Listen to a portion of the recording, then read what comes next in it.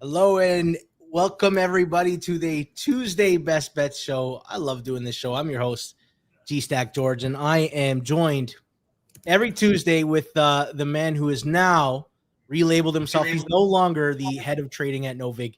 He is also going by Injury King at the Hammer Betting Network. Yes. Christopher Dierkes, Flub, how are you, my friend? Good. And a little bit of a beef here. Why is Judah still on the intro considering he never shows up to these? So we have to get replacement after replacement. This is preposterous at this time.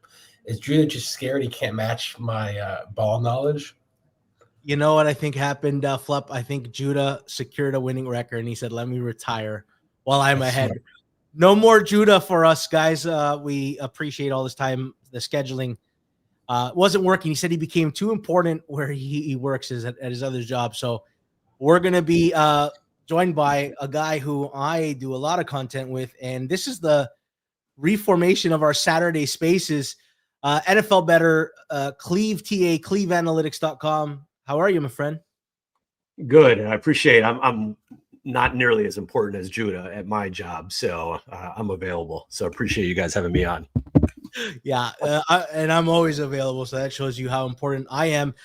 We got so much to talk about, and before we get into it, everybody in the chat, this show doesn't work without you. Please blast your bets in there. I want to know what you guys are on or any questions about any game. And also, please, I always forget to do this, but if you could give me a like and a subscribe for the Tuesday Best Bet show, it will help us in the algorithm.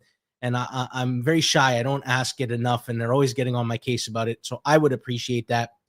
Before we get into this week's slate of games, though, I kind of want to do a recap of last week's record. It was just Flup and I. We lost our triple hammers. Flup had all this amazing CLV on Chicago. But we won our doubles and singles, bringing everybody's got a winning record on the Tuesday show. ROI 6%. Season we're 30-24. Killing it. Let's have another big week. Let's have 3 winning records. That's the goal for this week. And let's start off with, I guess, Baltimore and Miami. Big game on Thursday. And Chris, I'm going to go to you first with in terms of injury, but I wanted to actually stress the point. Baltimore right now is 7.5 at FanDuel, minus 115. The total is 49.5, minus 115 to the over. And I did some digging on FTN to see what the impact is of Lamar on and off the field. And obviously it's quite drastic. EPA per drop back when he's in is either the 8th best team. Without him, they're dead last. 3rd in EPA per rush, so he obviously helps the running game as well. Just huge drastic splits, and I'm sure they're going to be happy to get their guy back. If you want information like this or stats, you can always dig them out at ftnfantasy.com. Use Hammer 10, get 10% off. You can get the Stats Pro package, Stats Goat package. I usually spend about 2 hours every Tuesday morning on this site because I love it and digging through this stuff. That being said, Flup, let's talk about. I also add one thing. If you want to know anything else about Lamar, potentially if he's in or out, you can always DM me on Twitter or watch the show, and I'll tell you guys in advance so you can make your bets accordingly. Well, he scooped you. He got to the podium and he said, "I am in, baby." Before injuries, I remember on a Saturday Spaces, you said the Ravens were the best team by far. Yes. Where do they go back into the hierarchy of everything now? Their defense is relatively healthy, except they're missing some people in their on their D line. How high up do you put the Ravens again? Top 3 team. I just the only 2 teams I wouldn't feel 100% that I don't even know if Baltimore is better are the Chiefs and the Lions. We see the splits. I mean, this is almost a 0.36 EPA per play drop back difference from Lamar in or out. It's disgusting. And with the run game help he provides, Lamar is probably close to worth 10 points inverse out. He is obscene. And him being on the team, him playing again, which I think he's going to play this week, makes the Ravens a very, very elite team. I would not be surprised if in 2 weeks they're rated as the best team. I think the only thing that we can I think the biggest question mark is Lamar at 80% health, 90% health, 100% health. And that's probably the only reason why I would be hesitant to put Ravens above like the Chiefs and the Lions. But everyone else, I feel pretty good about him the Ravens being better. And you got something on this game, right, Flip? You're gonna bang out a hammer right away, right off the bat. Yeah, I'm gonna go with the over. It's a little bit of a stale line, and even though it's stale, I do think another thing.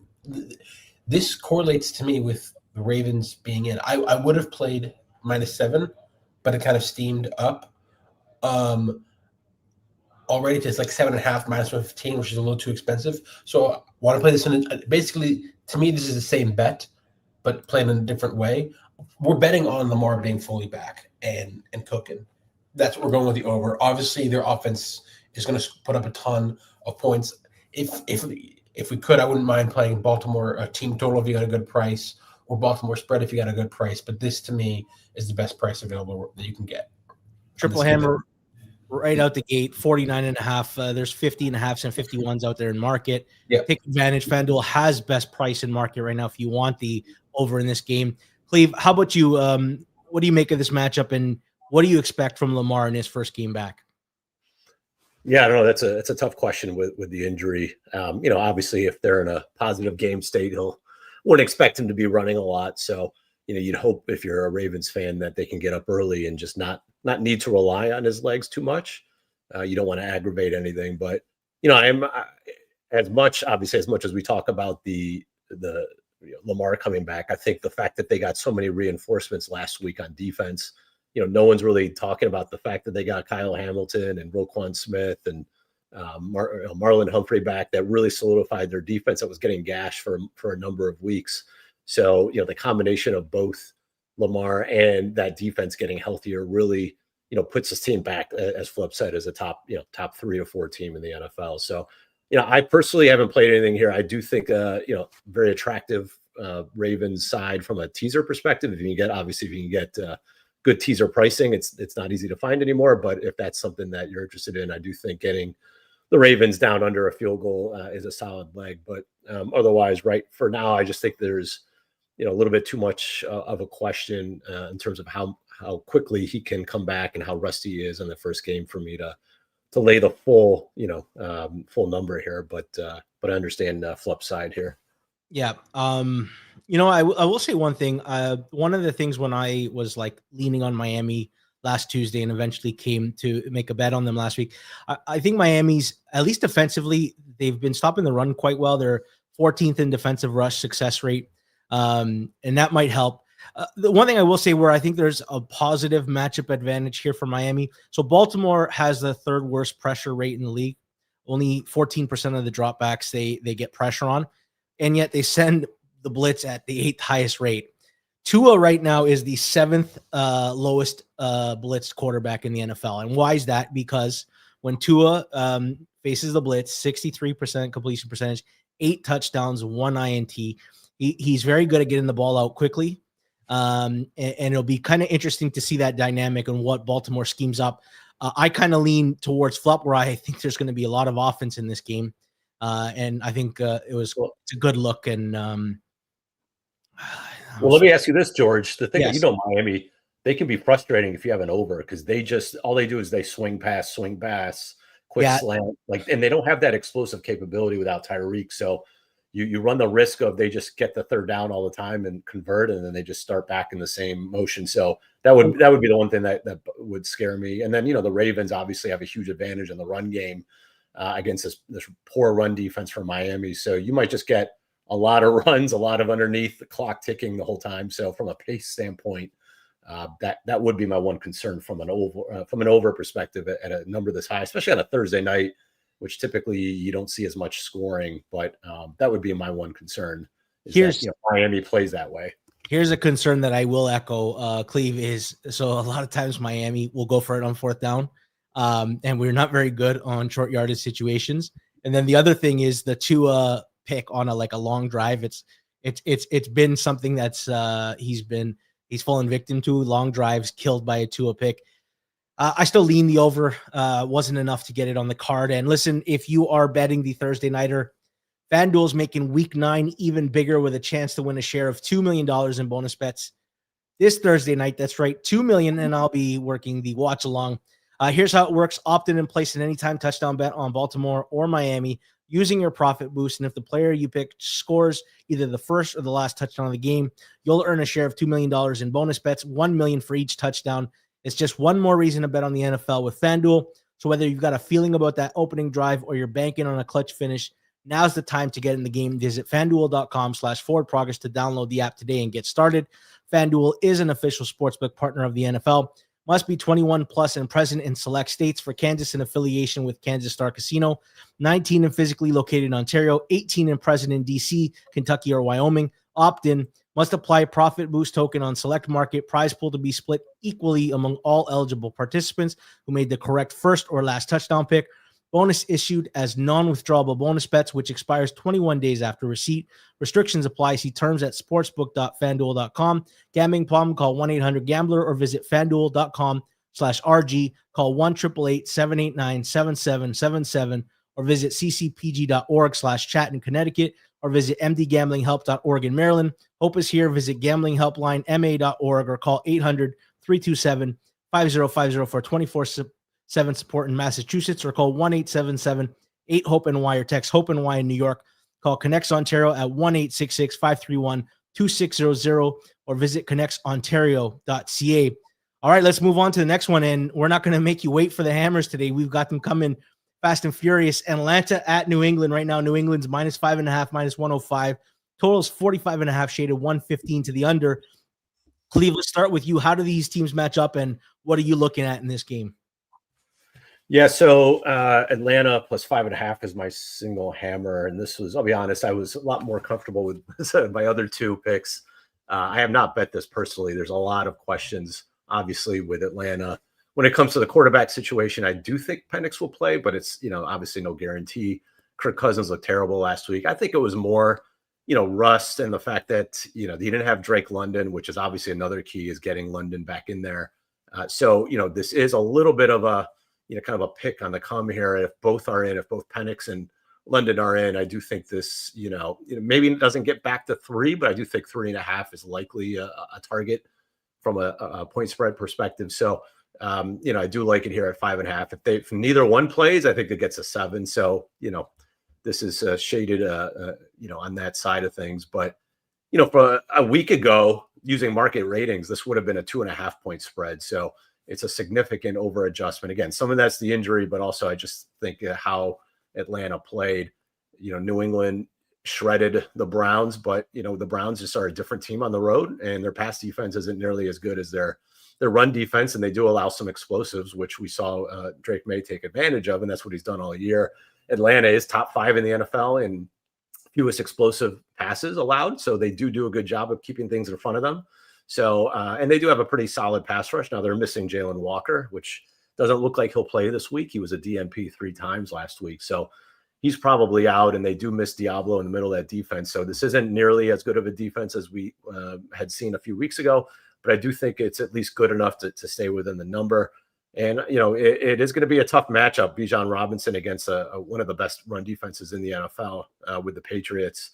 I do think that they're going to have to use him much more than they did last week. I think they only got 5 carries, and they're just going to have to diversify a little bit.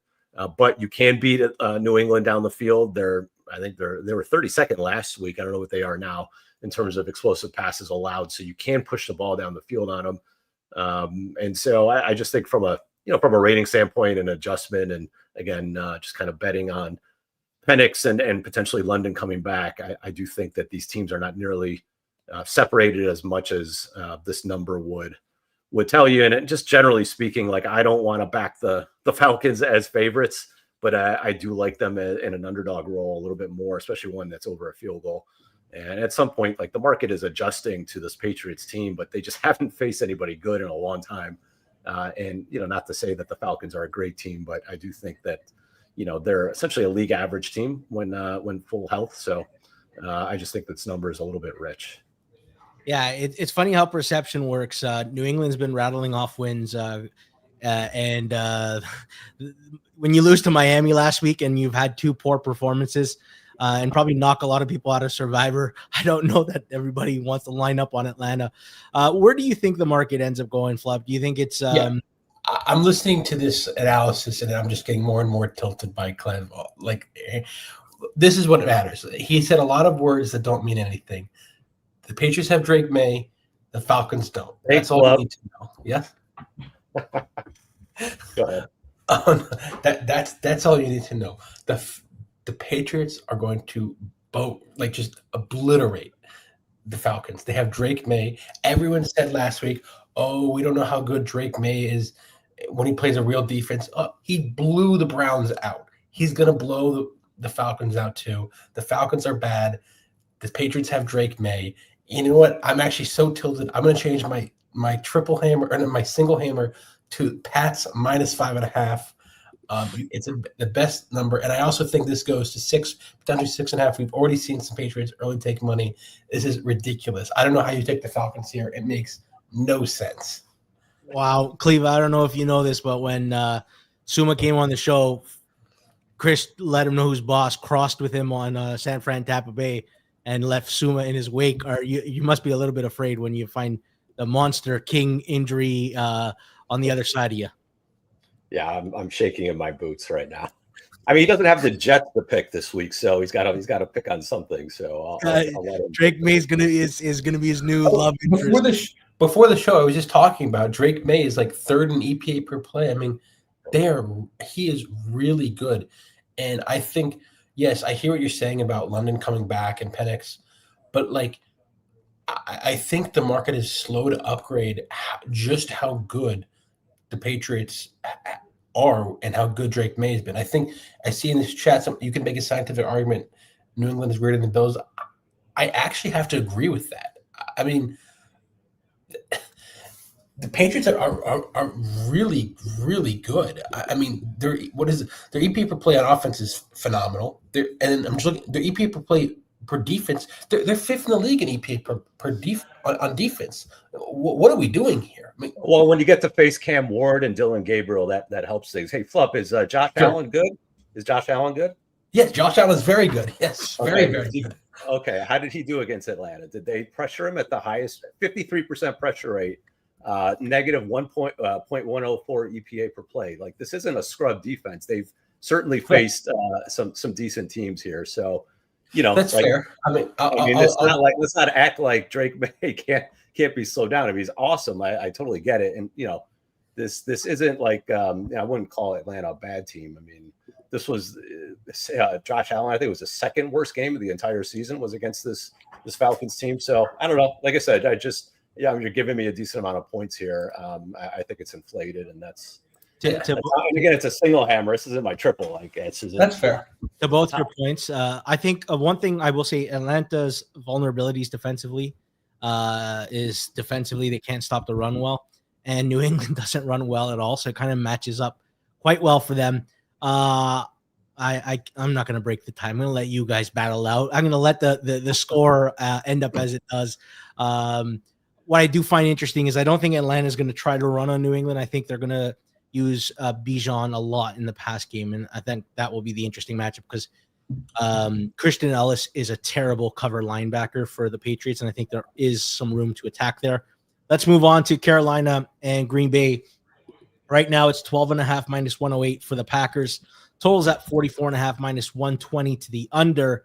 Let's start off with you, Chris, because you have something here. Last week, Sharps loved Carolina and faded Green Bay. And then Carolina gets killed and Green Bay looks very good. Are you surprised the number's out to where it is, or is it just the injuries? Andy Dalton looks bad, too many concerns where we get a big number like this? Yeah, that's, I think, more of what it is. This is kind of another injury take, but I mean, I am the injury expert. I'm not 100% that Bryce Young is going to play this week. I know there was optimism. I was reading that he might going to practice Wednesday. And Dalton was just awful, abysmal. So I think I'm going to kind of bank on that and go with a team that's probably a top 5 team in the league right now and just back the Packers at a good number to market. Did you just give out all 3 of your hammers? Are you planning on leaving after this? Did you just put in a short shift? Well, I did have another hammer later on, and I know I had to pivot off to troll TA and assert dominance as a new member to this show. I need to show him who's the real boss here. When the Patriots win by more 30, terrible takes for you to fade. So you should, if you had more hammers in your back pocket, you can exactly. Clive, I saw a comment that said Clive threw out a great Jordan Love tidbit, much appreciated. I missed it. What was it? What did you tweet something? Oh, Jordan Love? No, it was just, and this will lead into one of my hammers down the road, but just the Steelers allowed heading into Sunday Night Football, like they were the worst team in the NFL from allowing QB yards just over their seasonal average. That 100% of the opposing quarterbacks went over their average. So I thought that the number was lined right at Love's number. I think it was like 239. That was his seasonal average, and he not only flew by it, he destroyed it. So I was just saying that I thought Love should have a positive game and be able to create some explosives, and so I think that's what that was. And what do you make of this game? Because I've got some thoughts on Carolina's defense. I always struggle with big point spreads unless there's like a huge edge somewhere. Positionally, I don't know. I mean, Green Bay plays with their food a lot. I feel like they play up and down to their competition. They couldn't cover 14 against the Bengals a few weeks ago. They couldn't cover a touchdown against Arizona 2 weeks ago. So like when they step down, they kind of, let these teams in. I just don't know if Andy Dalton's the guy to do that. And Carolina relies on the two-headed monster running back to really move the football, and Green Bay is a really good run defense. So, and then you get Andy Dalton against Michael Parsons in that pass rush. You don't want to be in third and longs here. So I looked at the under. That one, I think of anything, is the one that kind of stands out as a potential option. And so I think that's where, if I were to play this game, that's where I would look is under 44.5, but I haven't taken anything yet. So last week on the Sunday reset, Rob and I had difference of opinions on the Carolina Buffalo game.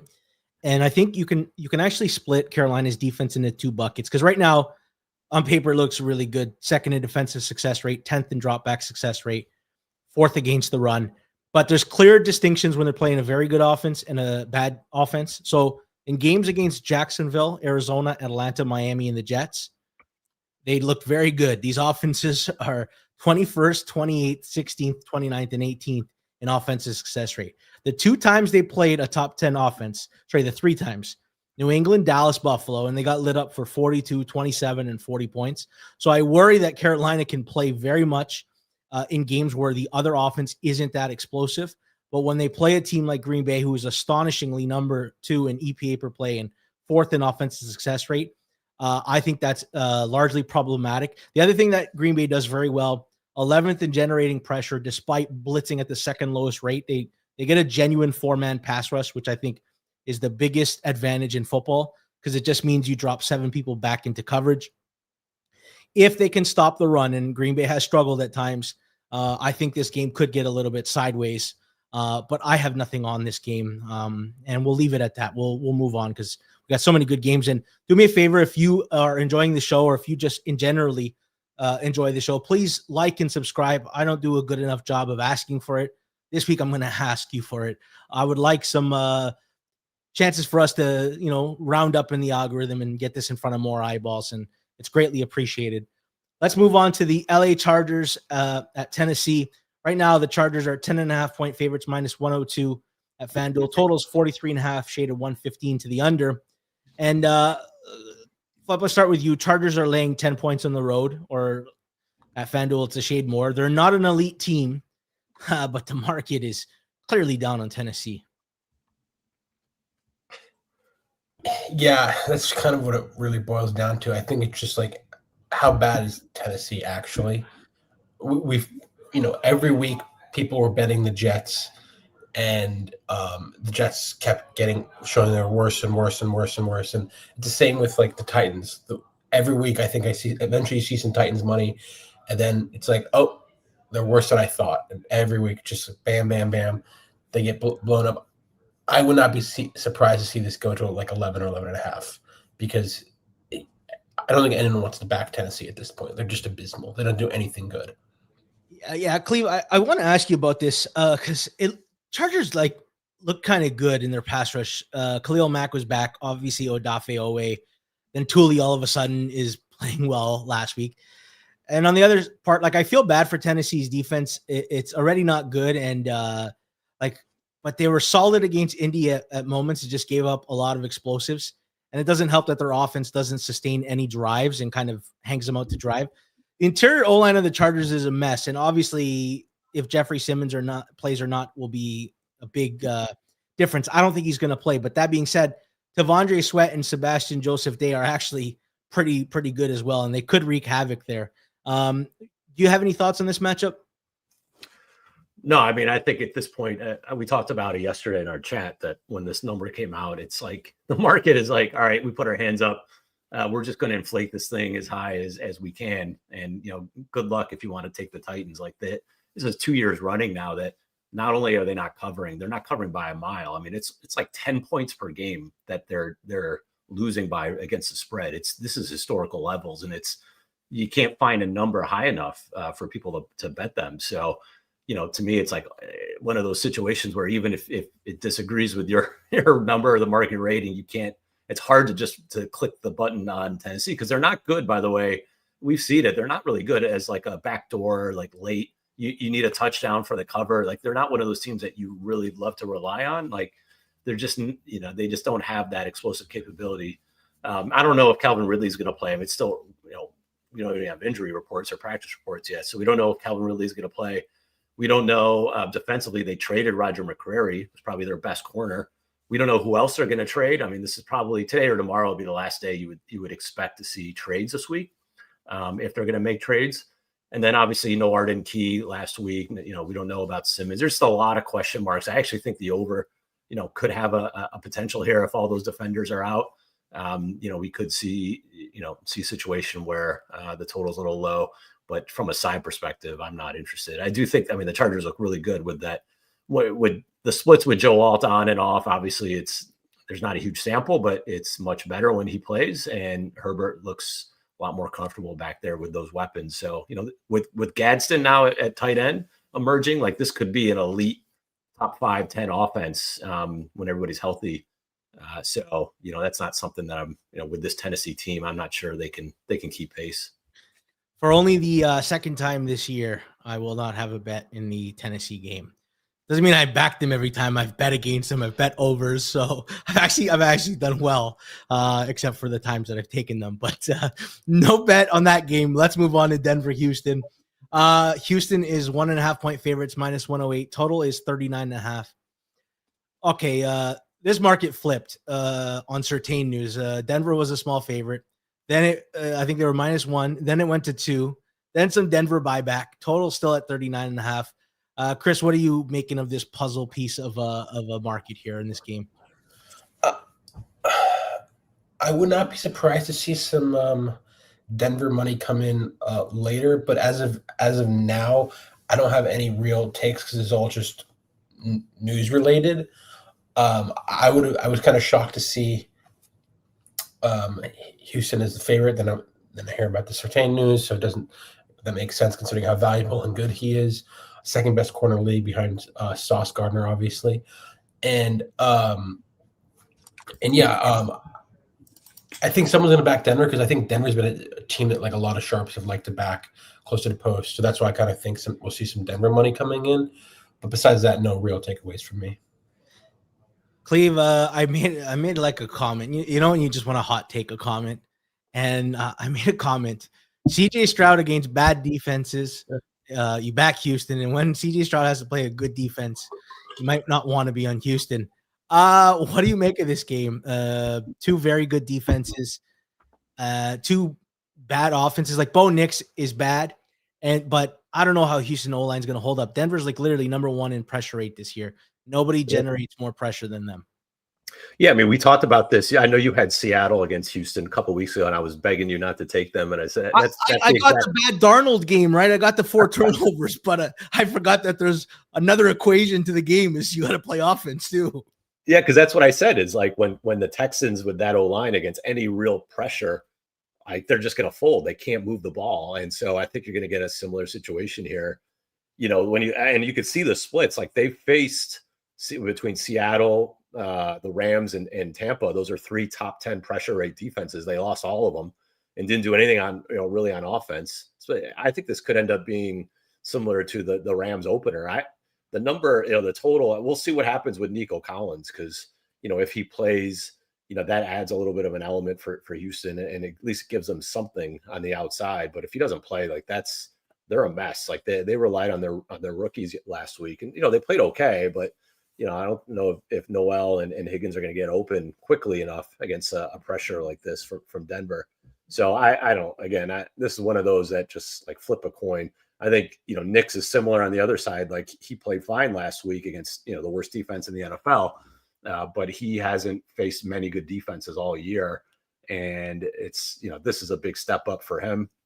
And so I'm not sure if this offense, just let's remember what they did in London against the Jets, which, I'm kind of thinking off the top of my head, was that the best defense they faced this year? Maybe Denver played Chargers. Jets are kind of around the same thing, about an average team. Sorry, what were you saying, Clive? No, so I just, from a matchup perspective, I don't think either offense really has much of a shot. So this is like, who's going to make the mistake first? That's what worries me. Maybe you've pegged the game perfectly, and then one bad turnover where the defense takes it back, and you're just like, oh shit, now we're in a hole that like where you end up like the yardage battle's very similar, but the one defensive play flipped it. I'm not that interested in that game, but you know what I do want to be interested in is a ugly game between two ugly teams. Chicago at Cincinnati right now. Chicago's -2.5, -110. Totals 51.5, -118 to the over. And if you guys don't mind, I'd like to start off. Who are the Bengals? Like, first 5 weeks, 31st in EPA per play. Obviously, they get Joe Flacco, 4th in EPA per play, but he's obviously better than Jake Browning. But they also kind of played a couple bad defenses. Steelers and Jets aren't bad, but Jets were bad with the injuries. Cincy bottom 4 in pressure rate. The problem is without Hendrickson, and he got hurt and re-aggravated, and I doubt he plays. Bengals are already the 31st in defensive EPA per play and 31st in defensive success rate.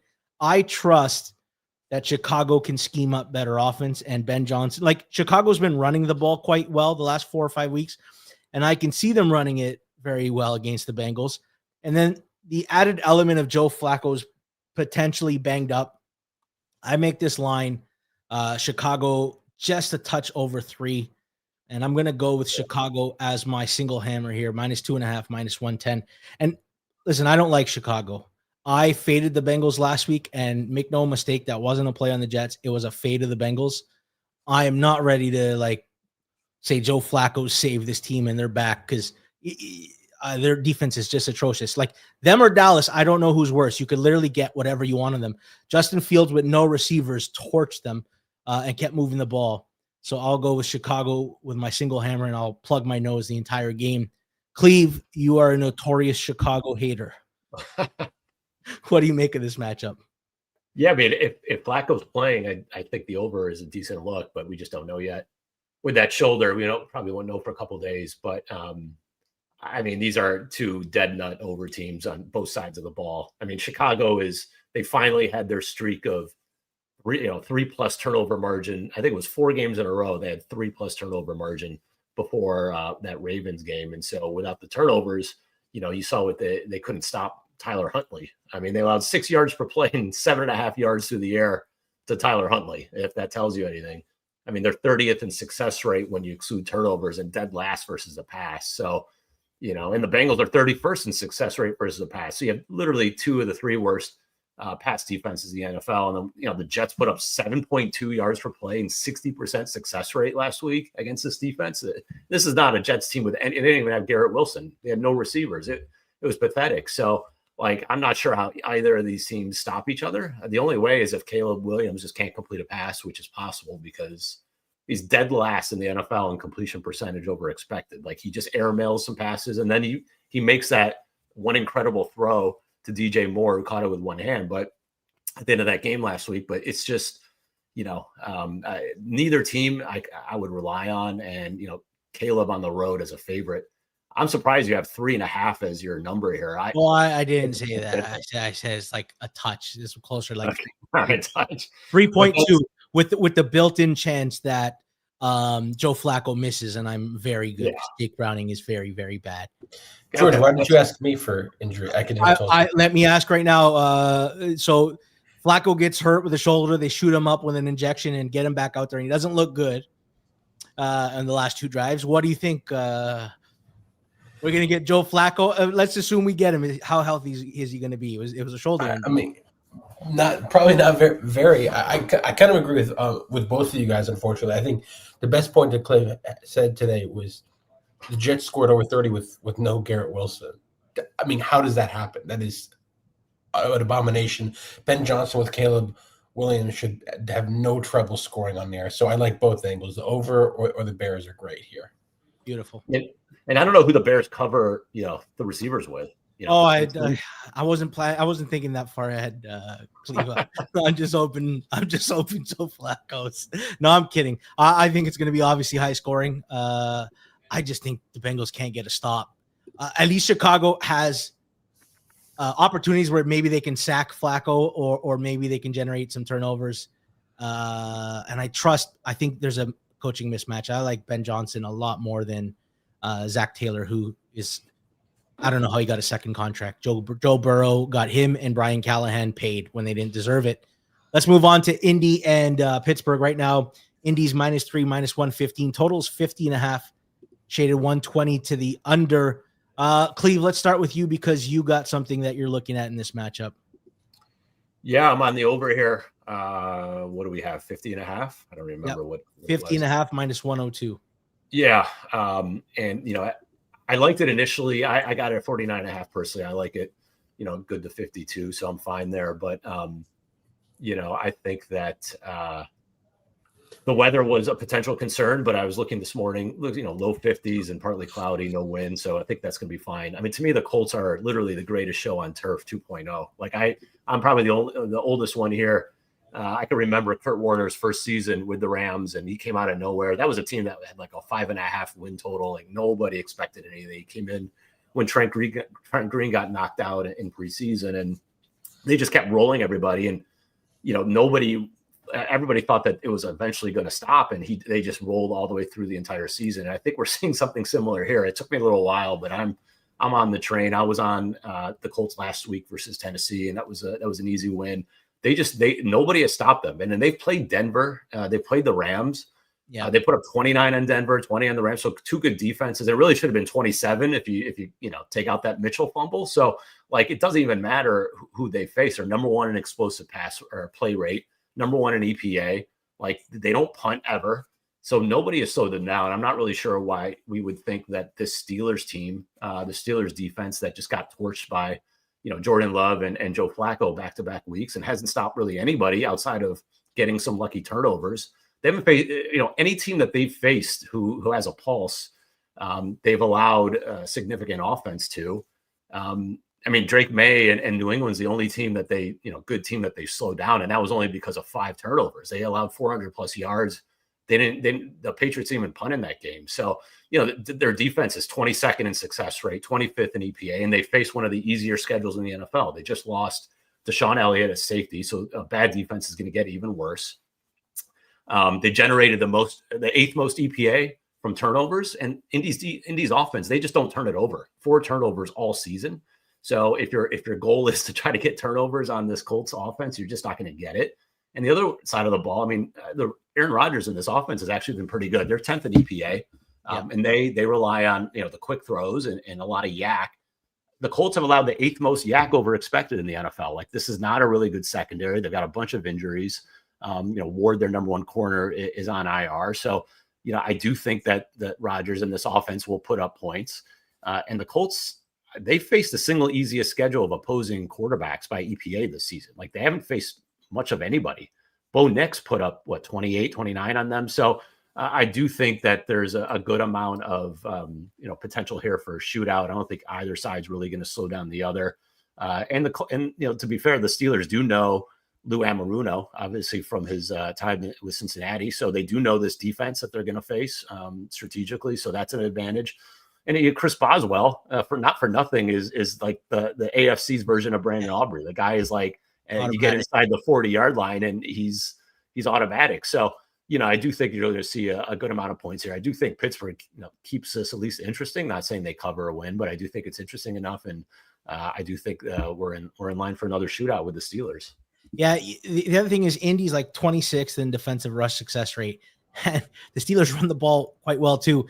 The other one is like, okay, Pittsburgh blitzes a ton, third highest blitz rate. Daniel Jones has cooked the blitz this year, 609 passing yards out of blitz, 3 touchdowns, no picks, 8 yards per attempt. There's a lot of speed. Indy can get a lot of explosives. My favorite Indy stat is, so they are first in first downs. Second in first downs. Despite having the fewest third downs per game, they only get to 10 third downs in a game. They get first downs on first and second down 54% of the time. And when they do get to third down, they convert it 45% of the time. It's literally they're a chain moving machine that and now Deshaun Elliott out for Pittsburgh, not good. I like the over. I'm on a better number. I'm not going to say it, but yeah, I kind of lean that way. He didn't make my card though. Market's been nothing but over money, and I wonder, do you think it's going to get up to 51 and stay there? And then the other part is, do you think 3 is the right number? Like, it feels like at 3.5 there'll be Pittsburgh interest, and it feels like there's no way it gets to 2.5 because I know I'm going to be on Indy if it gets to 2.5. The one question I'm curious to you, why go with the over? Why not go with Indy -3 here?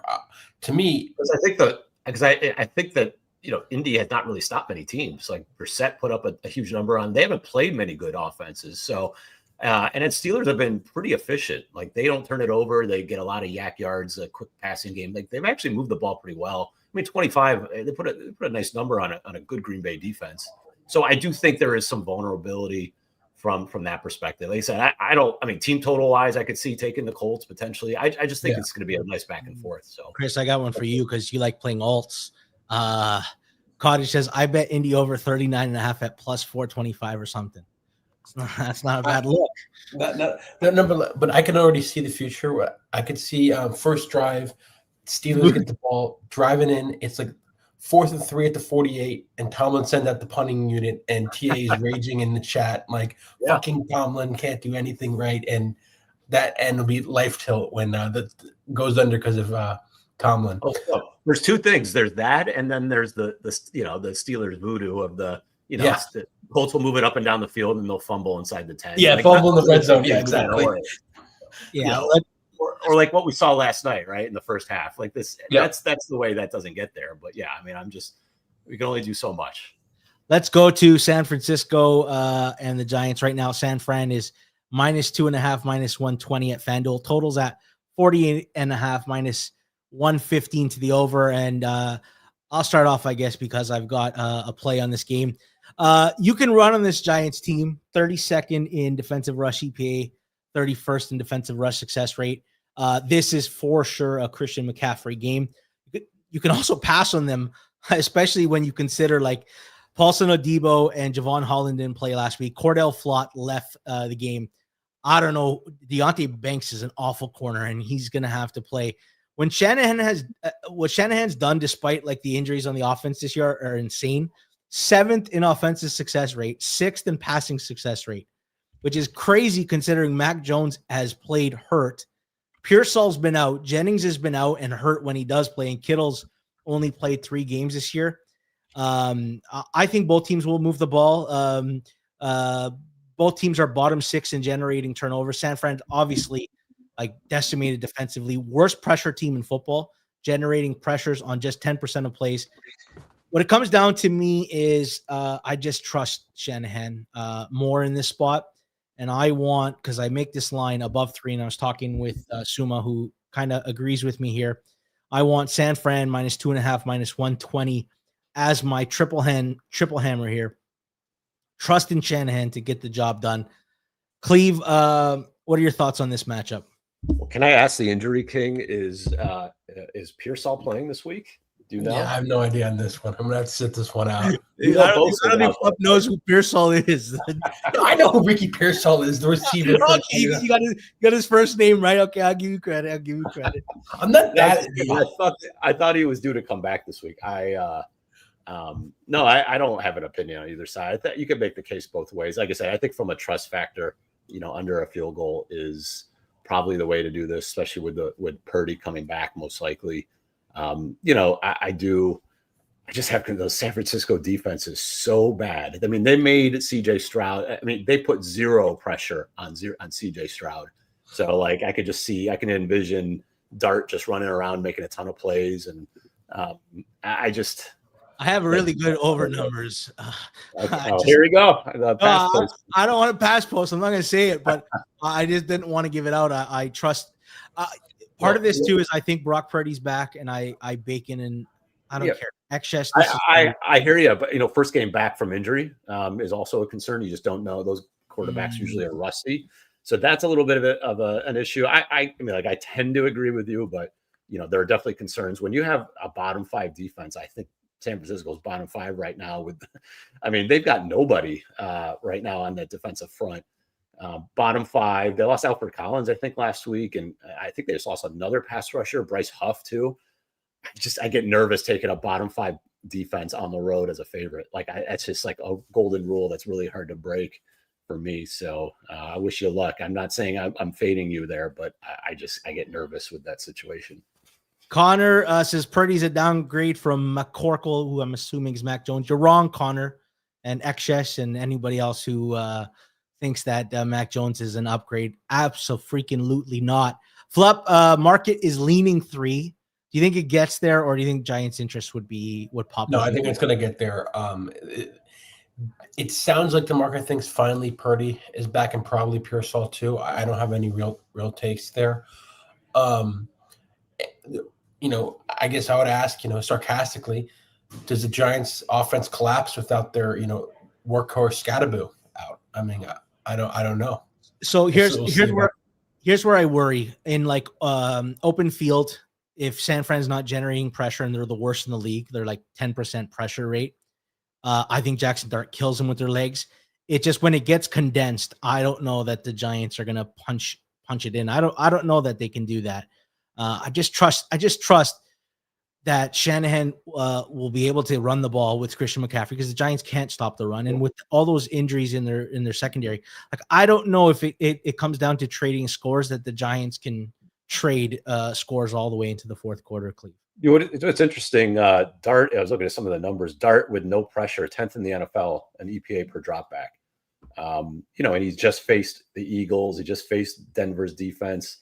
They faced Chargers a couple of weeks ago. Not that they're great, but he's faced some decent competition. This is trying to think who else do they play? Is this the real, kind of the first kind of bad defense that he's gone up against? Oh, the Saints too. They play the Saints too, but there's a lot of turnovers there. This is for sure the worst defense he's played. Yeah, for sure. So that would be my concern, is he's played well when he's not under pressure, which you would imagine, for a rookie, especially, they'll probably significant splits, much more than a veteran. So, I think the over is taking a lot of money, right? Like it's up 3-4 points from open.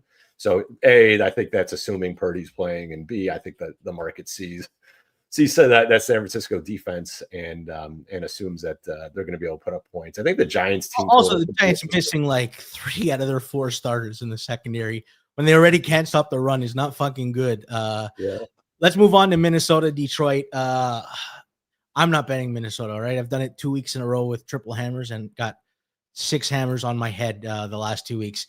Detroit 8.5 point favorites, -115. Totals 47.5. Shaded 115 to the over. Let's start with you, Flup. Big number. Is that surprising to you? Not at all. I mean, Detroit has looked really good in the last couple of weeks. I know, and then Wentz. Well, they're hopefully getting McCarthy back this week, but I don't think people think McCarthy is still an upgrade over Wentz. I never really thought that, and there are 2 games that McCarthy's played. How good do you really feel? So I was actually surprised. I think there was a release. I don't know who released Vikings plus 9.5. TA, do you know? That was Hitman. Oh, that was Hitman? Okay. Oh, fucking Hitman releasing Vikings. Me and Hitman are going to the poorhouse with the Vikings. I don't. And my numbers, Cleve, say I'm supposed to bet the Vikings, but I'm not doing it this time. There's too many questions on the O line. It just I don't know. I don't want to get involved. Plus, Lions are on a bye too. Like good game. Like they're good. Like they're a well coached team. That, like probably is going to do better off a bye. So I don't know. I'm not really a fan of like the Hitman release there. You got to score on this. I mean, you got to keep pace with Detroit, and with McCarthy, they punted the most in the NFL, like punts per drive. Like this is a 3 and outs per drive. They had the most. Like this is you. They need to score to keep pace. Like there's definitely a correlation here. Like if they're going to cover this number, I think this is going under. It's going to be low scoring. And look, maybe Flores' defense creates enough havoc to do that. But Goff has absolutely shredded Flores the last 2 years. Yeah. Like Flores had the advantage, I think, for 1 or 2 games, and then he just destroyed that blitz last year. So, TA, how much do you think of that is just the Lions O line gives Goff enough time to be able to shred? I mean, we all know Flores blitzes and putting pressure is all his thing, but the Lions O line has been very good. I have numbers on it. So Jared Goff against the blitz this year, he's 74% completion percentage. He still gets pressured on 35% of his dropbacks, but 4 touchdowns, no picks, over 500 yards. He's 2.1 yards per attempt better than when he's not blitzed because he has the Amon-Ra St. Brown quick out, Laporta. He's got some options. He kills the blitz, and the Vikings blitz at the highest rate of 42%. I didn't like how the Vikings run defense looked against the Chargers. Vidal just like fucking torched them on the ground. And so did Herbert with his legs. Like, I don't know how they're going to stop Jahmyr Gibbs and Montgomery. There's a lot of fears and there's a lot of unknown. Like, I don't want to bet on – I haven't seen J.J. McCarthy. And the last time I remember him, he was bad. So there's just too many unknowns for me, Cleve. Yeah, I agree. I don't think they can keep pace. Now, do we know, again, injury questions, who is coming back in the second? We know Branch is coming back, obviously. Who else? Is Arnold back this week? So he started practicing last week, which was shocking. So I think he's back. And then Avonte Maddox, I think, is the least likely between him and Kirby Joseph. Definitely one to watch. Apparently, the Lions defensive coordinator's who's been amazing. LSU wants him as the new coach. Like his stock. I didn't even know who he was last year, and his stock is like through the roof. Yeah, Calvin Shepard's a former player, but yeah, he's done a great job. I just think McCarthy isn't the guy to get the ball down the field at Jefferson and Addison to keep pace with this. So, look, it doesn't even matter what the market ratings are anymore. It's just the Lions are just covering machines on Campbell. It's incredible. So, I would never step in front of the Lions, even if my numbers made it where this is inflated. It's just not worth it to me. TA, I mean, I see people in the chat like, why are you giving up hope in McCarthy? I'm not giving hope that McCarthy is not a future franchise quarterback. It's just he's effectively a rookie quarterback to me that's played 2 games in his career. I don't think he's just that experienced, and he could easily improve over the next 6 or 7 games. But especially coming off an injury, how could you say he's an upgrade over Wentz? I don't know if you share the same sentiment or you think he's totally toast. I don't think he's upgrade. I'll play the Judah role. With a young quarterback, the range of outcomes is very wide, right? We don't know yet. Like, no one's giving up on him, but what we've seen has been worst in the league, bad. So you're assuming you're going to go on the road to Detroit and just become a top 10 quarterback. Like, you can't assume that right now. Maybe he does. And if that's the case, then this number is way inflated with, an offense like Minnesota's. But otherwise, the alts here are in play. They can lose by 30. If he's as bad as if he's the worst quarterback in the NFL, like he showed in the first 2 weeks, then they're going to lose by 30. That's kind of how it is. So I just think it's let's have one. He has one quarter that he was good. Outside of that, he hasn't done anything. So let's just see it first is all. All right. Not sure if you guys are aware, but we got an incredible 3 times a week newsletter here. Mondays, you get the latest injury reports, takeaways in the NFL, early leans plus Moretto drops his NHL thoughts. It's awesome. Wednesdays, you get the first practice report from every team, plus Best Stamp giving out EV props. And Fridays, Kirk's Hammer, he usually writes about like things he's observed as a pro bettor, things in the industry, things that help him get better as a bettor. You can subscribe now at thehammer.bet and never miss a newsletter. Let's move on to the New Orleans Saints and the LA Rams. Right now, the Rams are minus 14.5, minus 105. Total's 43.5, shaded 115 to the over. I don't have much, so I'm going to lean on you guys here. Obviously, you had to make the change. 29th in offensive EPA per play. The season's over. You have to find out what you have in Tyler Shuck. Flup, Tyler Shuck ruled in. Market moves against the Saints into the under. That's fair? Not surprised. Not surprised at all. Look, Shug. Did I pronounce that right? I'm going to Shuck is a rookie quarterback, and it's his like effectively first start. I know he played. He got benched, last game, but this is effectively first game playing. You have to have him as a massive downgrade. He could easily be an average quarterback 5-6 weeks from now. But right now, you cannot treat him like an upgrade over Spencer Rattler. And it's just a question is how big of a downgrade is he? I thought Rattler played okay. Like I didn't think he played Cam Ward level bad yet, or Justin Fields level bad. So to me, I think I'm making him a little bit of a big downgrade. This was my initial single handler play, Rams minus 14.5 before I got tilted by TA. But overall, I still like to play. I would bet more on the Rams and the under. I think it's a good look because I don't think Saints are doing anything with. I'm actually surprised. Yet this number. Okay, so let's think about it. Just because I'm curious, I always like to look at it this way. So I was on the Bucks last week, and by the way, the Bucks didn't play well at all, and they just the turnovers won them that game. But they were what? Would they close 3.5 in 3.75? Yeah. So you're essentially saying, you're what, 5 or 6 points worse than Tampa on a neutral, and now you're saying you're 13 points worse than the Rams on a neutral. That's a major adjustment. Well, I mean, the Rams are considerably rated higher than the Bucks. Right, 7 points, 8 points is my point. That's why I'm saying the gap between Tampa and Rams is 8 points. Again, this is a downgrade, but his Rattler. First of all, Rams are off a bye. Rams are off a bye. Isn't that overvalued these days? Well, what I've seen, my data is it's at least a point though, and then plus the downgrade from Shug to from Rattler to Shug is probably got at least worth 2 points, maybe more. Well, we don't know that, but I think, and that's where this is where the Judah comes in, which I think he does a good job of explaining. Is we don't know that if the market is assuming a rookie quarterback playing his first start is the worst quarterback in the NFL, right? Like that's just how the market. And I'm not saying that's wrong, but that's the baseline. So if he's the worst quarterback in the NFL, this number is probably fair.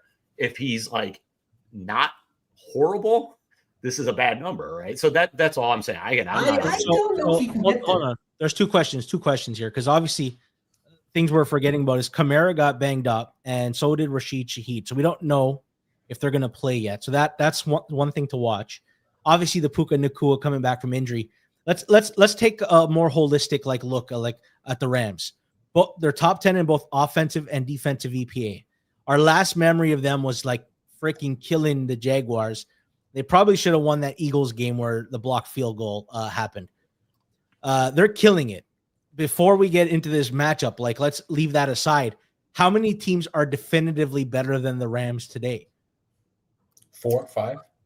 Yeah, I mean, I would say when you say definitively, so to me, that's just on a neutral who you favoring, right? Yeah, who's clearly better? Because I think the list is quite short because then the conversation starts.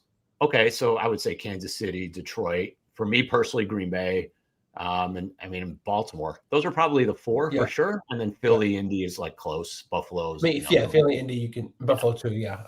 So I think there's 2 clearly better. I don't think the Rams are the third best team, but I think there's at least a conversation with Green Bay and Baltimore until we see again. Well, let me ask. Wait, sorry, not to interrupt. Yeah, that's a good point. Where did New Orleans close in Buffalo? Week 3? I think it was.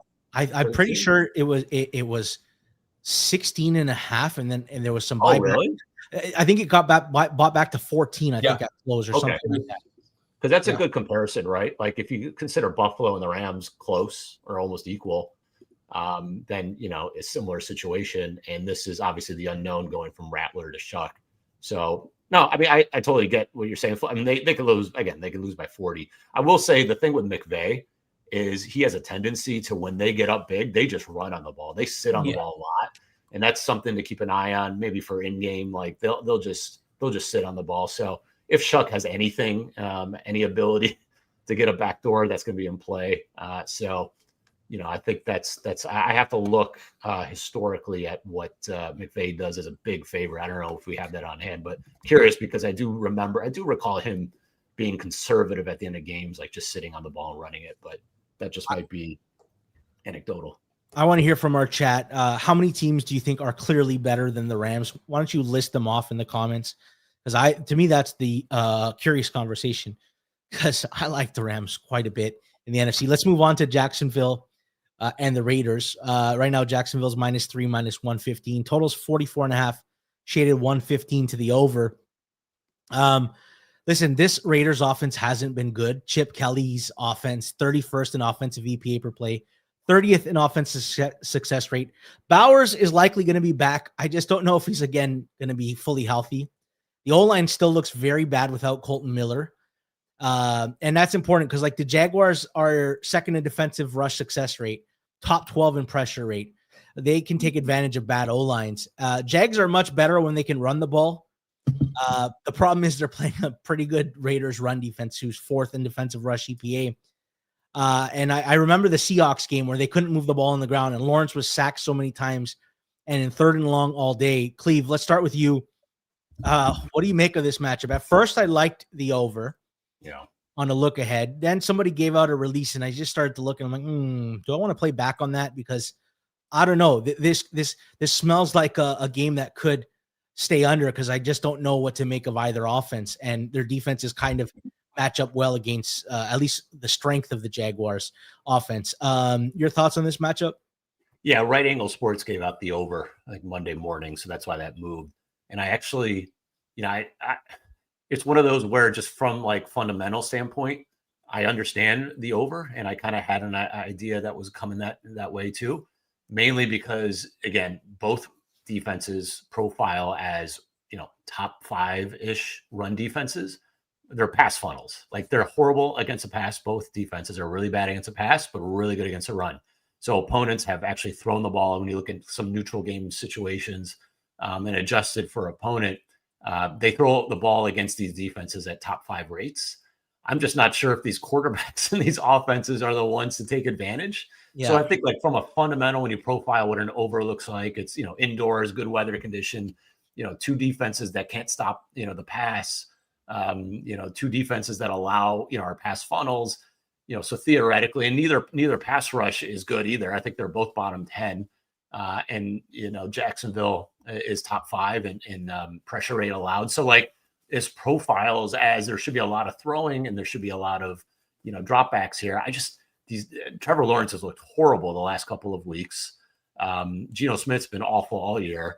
And it's like, can these teams take advantage of this kind of situation that should lend itself to more throwing and an over? So, I mean, again, I'm not sure. I actually, if this gets if this gets a full 3.5, I might have to consider the Raiders, because I cannot, with a straight face, justify Jacksonville laying more than a field goal on the road against anybody in the NFL. So, I would consider the Raiders just with Bowers back and just with, the fundamentals of this game. It just would be too much for me. But how much does Jags off a bye matter to you here? They're both off a bye. Well, I think it matters. I think it matters more for Jaguars because Cohen, to me, is the significantly better coach and game planner, especially with his offensive scheme. That's why I asked. Well, it's actually, something you just brought up triggered something, because I didn't even think about it. Rookie head coaches off of a bye historically have been really bad, because it's a very unique situation. I need to refresh my numbers, but I know in the past they have not been very good off a bye, because, again, it's new situation. It's not like it's something that's familiar. So that's actually could potentially be a negative for Cohen. Interesting. Yeah, I mean, Pete Carroll's been terrible this year. He's made some really bad decisions, and who knows what they do off a bye. But yeah, I think that's that's something to take a look at. There are two other things I want to consider. So some injuries. Devin Lloyd didn't even fly to London last week for the game. They knew he was immediately out. So I want to see what his status is. He's very important to the Jaguars defense. Brian Thomas was wincing when he got pushed on his shoulder. And I don't know if that's what it is. And we never get any information during the bye week. Then obviously we don't know the Brock Bowers, Jacoby Myers, Max Crosby. There's enough doubt, and the line hasn't moved yet. Maybe we'll know a little bit more after the injury report. Listen, we're going to move on to the game of the week, especially in the 4 o'clock window, the Kansas City and Buffalo. Before we do, if you're enjoying this content, please like and subscribe. This is the third time I'm asking you, and it makes up for all the times I forgot to ask you the last few weeks. Do us a favor, it helps us in the algorithm. Drop comments, any ones if you're appreciating the commentary. Let's move into the big game, Kansas City, Buffalo. Kansas City right now is -1.5, -112 at FanDuel. Totals 52.5, -115 to the under. Clive, you have a play in this matchup. Let's start with you. Yeah, so my triple hammer is on I don't remember. Yeah, it's your triple hammer. My triple hammer is Kansas City here, -1.5. I think that matchup wise, ratings wise, you might not be able to get there, but I think matchup wise, which is I do more of that, is much more conducive to Kansas City here. I just think that if I laid out to you what's the better offense, it's Kansas City right now. They're probably the best offense in the NFL. Who's got the best defense amongst these teams? It's the Chiefs. Who's got the better coaching staff? It's the Chiefs. Like, they are clearly superior in all those categories. Who has the better quarterback? The Chiefs. I'm kidding with you. No, I mean, Mahomes a GOAT. No, I mean, call it equal if you want. And honestly, this year, I mean, Mahomes is better. I don't think Josh Allen has been nearly as good. He's been off target much more than he has in the past, for whatever it's worth. But I just think that, Kansas City is a better overall team. I think that the defense for the Bills is an utter joke. And they just lost maybe their best defender in Ed Oliver. Daquan Jones is also out. So their top 2 defensive tackles are out of this game. Taylor Rapp, their safety, is on IR. Matt Milano, who, is probably washed anyway. He's missed a couple games. He might miss again. I think that where Kansas City is going to attack the Buffalo Bills is the weakness. It's their linebackers, their safeties, one-on-one in space with Rashee Rice and Worthy and Kelsey and even Rashard Smith out of the backfield. Like, they're not going to be able to hang with this offense in space. And the Bills defense has dominated 2 really bad offenses in Carolina with Andy Dalton and Justin Fields with the Jets. Otherwise, they've been exploited by every other offense, with a pulse that they've faced. So, and they've faced one of the easiest schedules in the NFL from an EPA standpoint. I think bottom 5 when it comes to quarterbacks. So yeah, I just think that this is, and one other thing, like I talked about earlier with Flup, that the Falcons against Josh Allen, 53% pressure rate. That is the best pass rush they faced all year. The only top 20 pass rush was the Falcons that the Bills faced all year. And I think they're 11th in pressure rate. And they pressured them 53% of the time, which is the best game they had all season. I think this elite pass rush for the Chiefs are going to get to Josh Allen, and I just don't think they're going to be able to hang. I don't think they'll be able to get off the field, defensively, and I don't think they're going to, as great and as much of a Superman Josh Allen is, I don't think they're going to be able to hang. So I like the 1.5 here. I want to piggyback and make it my double hammer as well. I'm going to echo a lot of your points. There's also one thing that's misleading is how easy the Buffalo opposing schedule has been. Because defensively, KC's 9th in defensive EPA per play. Buffalo is 13th. And just when you actually shuffle it for strength of the schedule, like DVOA, KC is 9th still. Buffalo's 20th. They've taken advantage of playing the Jets, Dolphins, Saints, Falcons, and Panthers. Like, literally, Ravens and Patriots were the only 2 real offenses they've played, and this is going to be quite interesting. I think Kansas City right now, the way their offense is going, Mahomes looks so good. He's clearly the MVP of the league. I know people are excited about Drake May. Whoa, what that? He is not the MVP of the league. He is clearly the MVP of the league.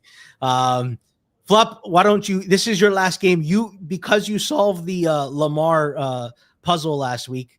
You said, I'm not even going to participate in the primetime games. Why don't you give us your wrap-up thoughts in this KC Buffalo game? It's funny. If after week 2, I would have thought this game maybe gets to a 2-7-5 or maybe even a 3 in Buffalo's favor. And now, obviously, the way KC is looked, it's a completely different story here. No way this game crosses 3 and either direction. That'll never happen. I think we'll get buyback. If you get to like a Buffalo plus 125 money line or even plus 120, I just don't see how it's not bought back immediately. Those will probably close, in my opinion, KC -1 to 1.5 only. I think we'll see some late Buffalo money because Josh, it's really just who's going to play better, Josh Allen or Patrick Mahomes. And yes, Patrick Mahomes is probably the better quarterback, but they're, as TA's pointed out, you can basically say they're equal. Well, Flup, thank you for the analysis. Thank you for all your hammers, and thank you for your time. Appreciate you. Yep. One's in the chat if you enjoy Flup and his analysis every week. One of my favorite shows, Hammer Daily. I give Jason credit. The rest of us were beat to shit today, and Jason put on a brave face. Jacob was there with him in studio. I don't know how the two of them did it. Hammer Daily, noon on the Hammer HQ YouTube channel. Show keeps getting better and better. Jason's killing it with the guests and the topics, and it's nice when you have like the sports equinox yesterday where every sport's happening and we cover every sport on the Hammer Daily. Cleve, let's move on to Seattle at Washington Sunday Night Football. -3.5 plus 100 for Seattle. Totals 46.5 -112 to the over. Obviously, the news we got, Cleve, before we went to air is Jaden Daniels is practicing tomorrow. I don't know if that means he's going to play. We still don't know about Laramie Tunsil. And I'm assuming Seattle's getting all their pieces back in the secondary coming off a bye. Let's start off. What do you think this line goes with the Daniels confirmation in and out? Because last week I said that I thought there was a 4-point difference between them, and some people were unhappy with that comment. I don't know. I didn't like how Mariota ran the offense yesterday. What are your thoughts on this matchup? And then do you have any thoughts on market as far as where it might push? Yeah. I mean, I think if Daniels plays, it's probably in the 2.75 range. That'd be my guess. I don't know. It's a good question. I think this is assuming strong possibility he's going to play. And I always assume that he'd probably play. Yeah. And I do think that this is a little bit inflated, assuming that, Daniels is going to play because of the rest disadvantage. I mean, you didn't mention it at the top, but I mean, you're talking about the Commanders are off short rest, 6 days. Now it is a Sunday night, so they get a little bit extra rest than normal, but it's 6 days off of a road Monday night game, and Seattle's got a full bye, so 2 weeks. So it's a pretty substantial advantage. And I know we talked about it in our chat yesterday. I actually looked it up. Surprisingly, the team with the rest disadvantage is actually covered at a pretty high rate in the last 20 plus years. So maybe the market is just over inflating something that could be a negative here. Sure. I'm not sure, but anyway, separate from that, this Washington team is weird. Like they finally are fully healthy with Daniels if he's back. Now they got Debo back, although McLaurin barely played. I felt like he didn't run many routes. He made big plays, but didn't play a lot. Yeah. And so, who knows if he's, fully healthy. He's not 100%. Debo looked, my God, does he look old and slow and fat? Like he just does not look nearly the same. I knew last year he was struggling, but he just does not look like a guy who could break any tackles anymore. So I'm not sure how additive he is. I do worry, like Seattle laying that many points on the road against a decent offense is something that's tough to swallow, especially considering what were they against Jacksonville before their bye? Weren't they just a couple of weeks ago? Weren't they just laying like 1 or 1.5? I don't think it got to a full 3. No. So I do think that this is probably inflated. So if Daniel's is fully healthy and this it just stays at 3-110, I would consider Washington here. I will say though, Cleve, they match up quite well. Like, so Seattle's very good at defending the run, first in defensive rush EPA, which is like clearly the Washington strength on offense. Seattle also generates the 5th most pressure in the league, despite blitzing the 3rd least, which means they're dropping guys back in coverage. And maybe that's part design because of all the injuries in the secondary. They didn't want to leave anybody on an island. If they get pressure and Daniels isn't fully healthy, I don't know. I like Seattle if it gets under 3, if I'm being honest. Like if I get 2.75, 2.5, 110 would be amazing. I kind of lean more towards Seattle, but I've also notoriously been down on Washington this year, and I worry that sometimes there's a baked-in bias. Let's move on to Arizona, Dallas, the last game. It's the Monday nighter. Big game right now. Dallas is -3 plus 100 on FanDuel. Totals 53.5 minus 110. Clive, I want to start with you about Arizona. Let's talk holistically before we talk about the matchup. It feels like they're being a little underrated in the league. Like they start the year 2-3. There are 3 losses. They lose by 1 point, 3 points, and 1 point again. They should have beat the Titans and probably San Fran. They play a heck of a game against Indy and Green Bay with Brissett and had a chance to win both. Are we getting them at a really low buy point? I mean, I think just generally, like you said, they're not really. People are talking about them as one of the worst teams in the NFL, and like they're certainly not that. They went toe to toe with the Colts. Like nobody else has really, not many teams have done that. I know Denver and the Rams, but like 2 really good teams have done that. Nobody else has. They have led heading into the fourth. They have a tied or led heading into the fourth quarter in every single game except for that Seattle game, which they ended up tying in the fourth quarter and losing at the buzzer. I think haven't they lost either on the last drive or second last drive of every single game. So it's incredible. I haven't seen anything like it. When I use kind of a similar point differential, but just, it's kind of like Pythagorean. It's looking at a blended win probability in the fourth quarter. Yeah. And comparing it to wins, like they by far are the biggest underachievers. Like they've played like a 4.5 win team and they only have 2 wins. So, I mean, I think they're better than the market gives them credit for.